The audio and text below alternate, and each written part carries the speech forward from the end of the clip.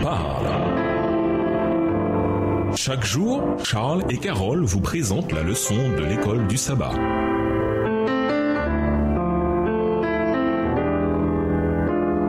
Bienvenue dans votre émission. Dieu nous parle. Nous voilà à la leçon de vendredi. Pour aller plus loin, Dieu honora sa part de l'alliance en bénissant Abraham. Et Abraham honora Dieu en n'amassant pas de trésors sur cette terre. La récompense que Dieu a promise à son peuple n'est pas dans ce monde.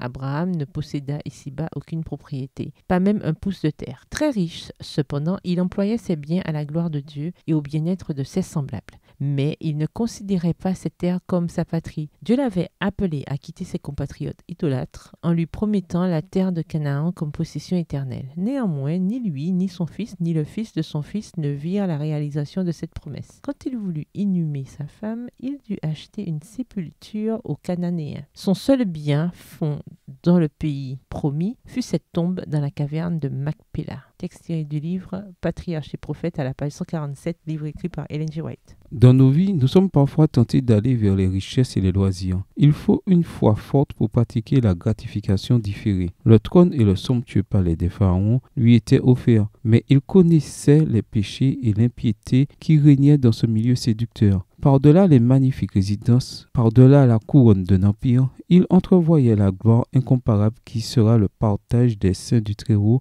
dans un règne de pureté et d'innocence. Il voyait le diadème impérissable que le roi du ciel placera sur le front des vainqueurs, et le cœur est enflammé de cette foi. Il se détourna des grands de la terre pour se joindre à un peuple pauvre, humble et méprisé qui voulait obéir à Dieu et non le renier. Extrait du livre Patriarches et prophètes, page 224, écrit par Ellen G. White. À méditer. Qu'arrivera-t-il à nos biens quand Jésus reviendra? Voir 2 Pierre 3, le verset 10. En réalité, que peut-il leur arriver avant même son retour? Matthieu 6, verset 20. Pourquoi, dans ce cas, est-il important de toujours relativiser? Jésus a mis en garde contre la tromperie des richesses. Marc 4, verset 19, version Darby. De quoi parle-t-il? En quoi les richesses peuvent-elles nous tromper? En classe, parler des différentes manières dont Moïse aurait pu justifier le fait de rester en Égypte au lieu de tout laisser derrière lui pour fuir avec une bande d'esclaves dans un désert. En fin de compte, pourquoi a-t-il pris cette décision plutôt que l'autre? Au revoir. Et à demain si Dieu veut.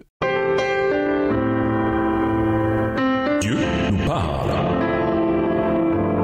Chaque jour, Charles et Carole vous présentent la leçon de l'école du sabbat.